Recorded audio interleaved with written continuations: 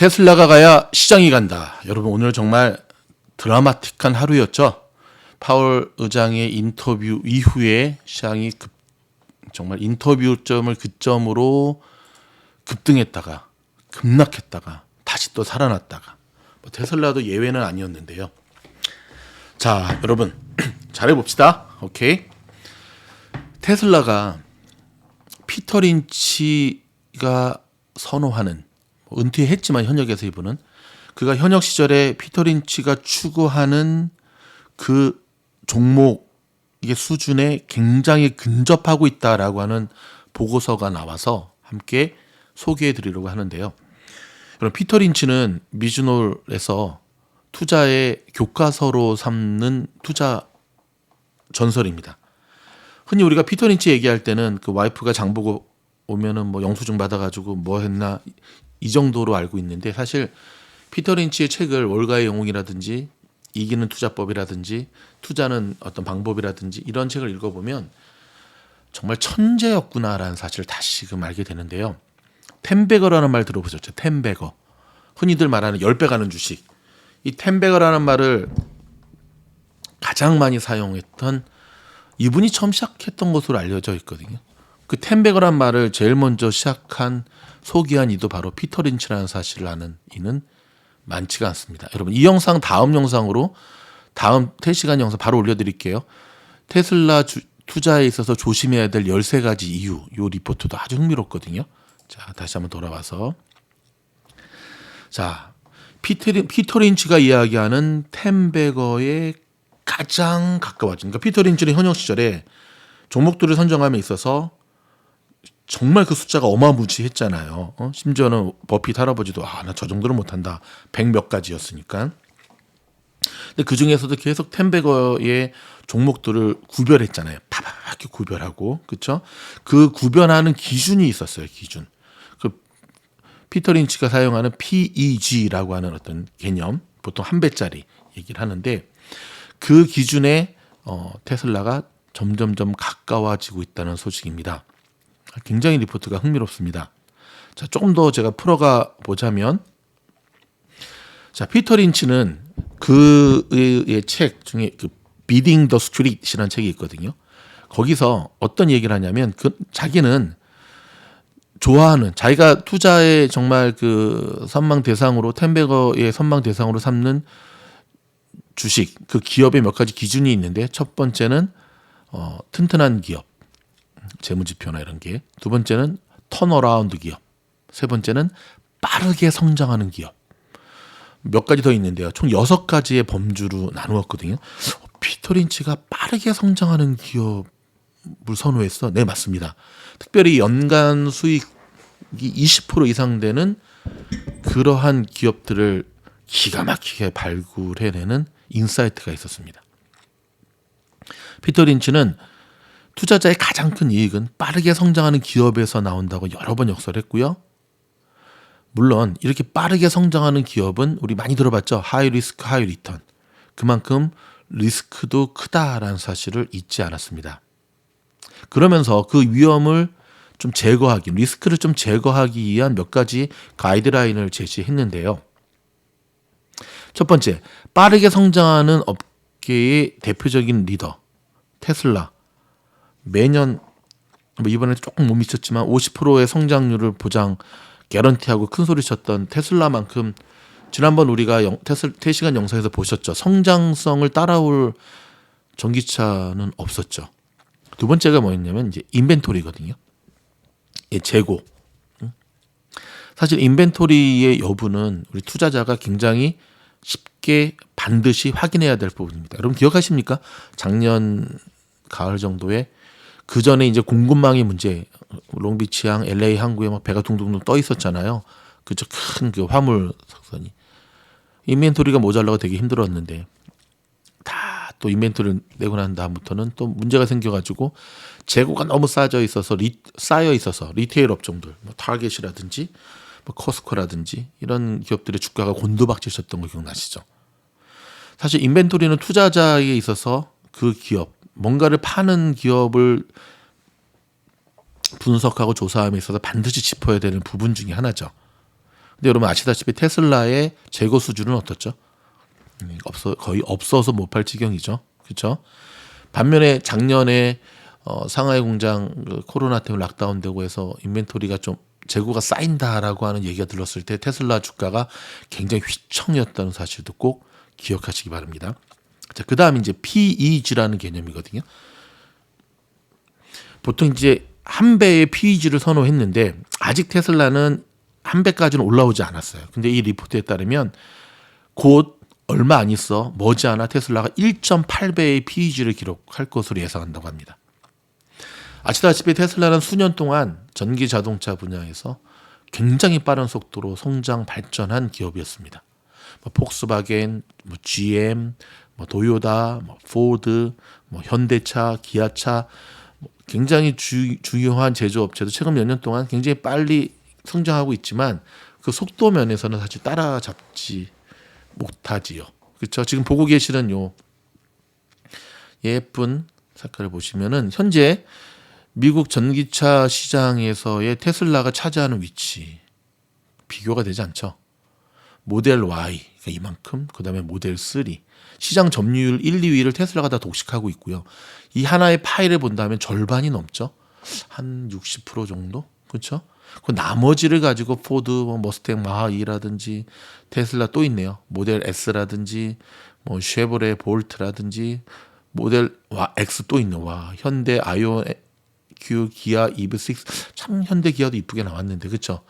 포드 F150 전기차, 닛산 리프 처음 나왔을 때 닛산 리프가 한 10몇 년 전에 처음 나왔는데 모양은 독특하고 이뻤는데 문제는 이제 충전이 오래 걸리고 충전해도 얼마 못 간다는 데 이제 문제가 있었죠. 기아차도 계속 보이죠. 아우디부터 시작해서 벤츠도 보이고 포르쉐, 타이칸. 멋있죠. 돈이 없어서 못 살 뿐이지. 나머지 파일을 이들이 이렇게 지금 하고 있는 거거든요. 제조 규모 면에서 테슬라는 이미 굉장히 다른 업체들에 비해서 훨씬 더 경쟁력 있는 모습으로 강력한 브랜드 이미지. 그러니까 요즘 일론 머스크가 트위터 사건 때문에 자꾸 테슬라의 브랜드 파워를 깎아먹는다는 게 사실 우리가 또 주목해야 되잖아요.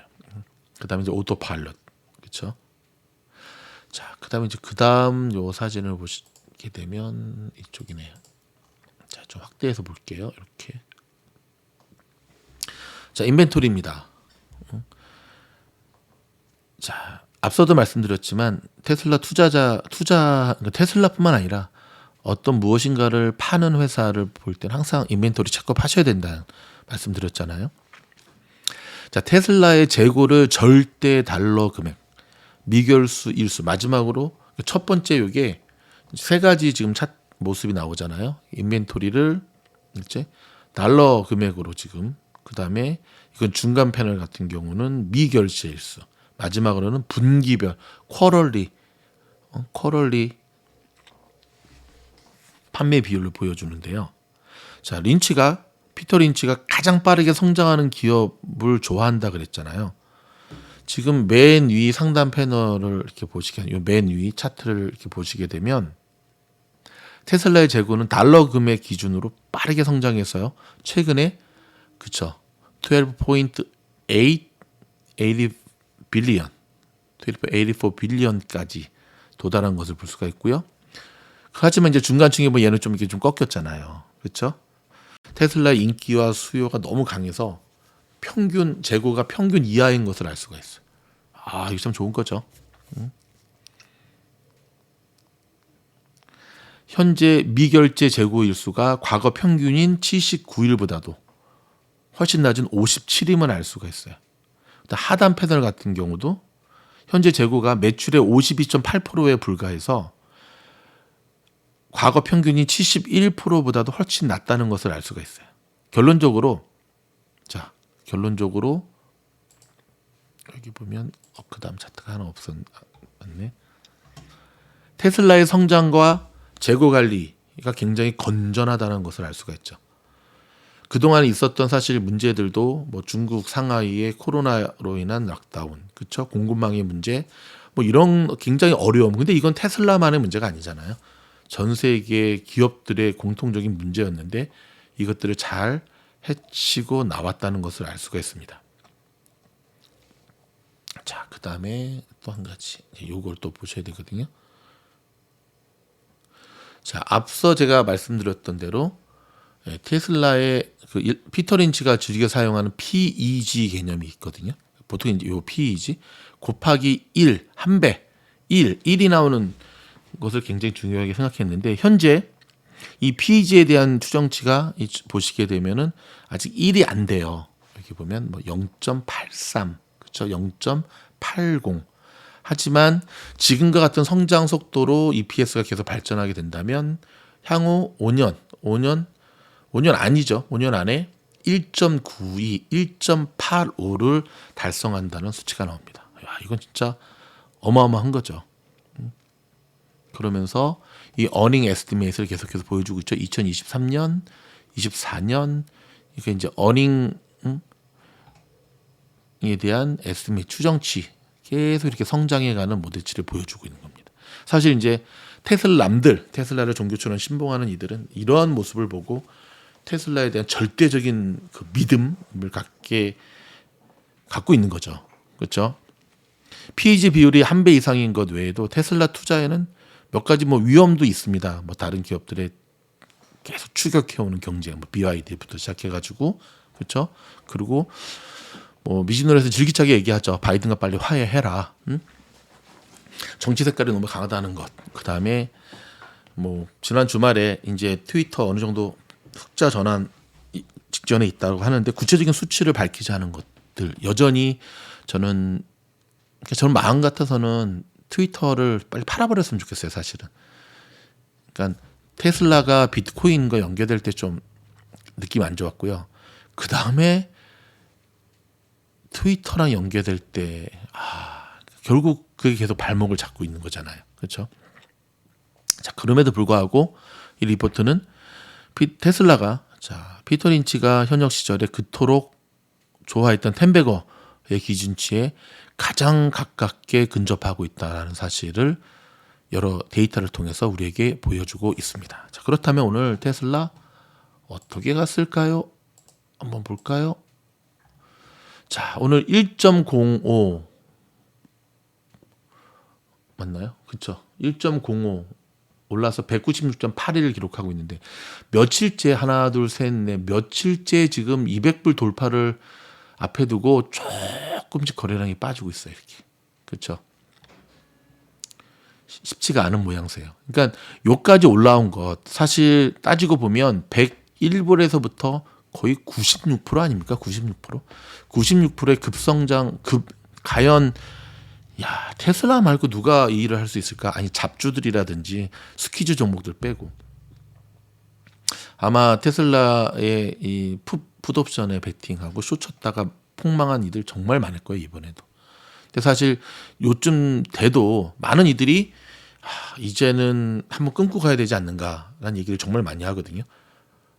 앞서 이제 다음 영상에서 바로 보여드릴 테슬라를 투자에 조심해야 될 14가지 이유를 얘기하는 저자 또한 이참에 실현하고 그 다음에 한 150불까지 내려오면 제가 미즈노에서 말씀드렸죠.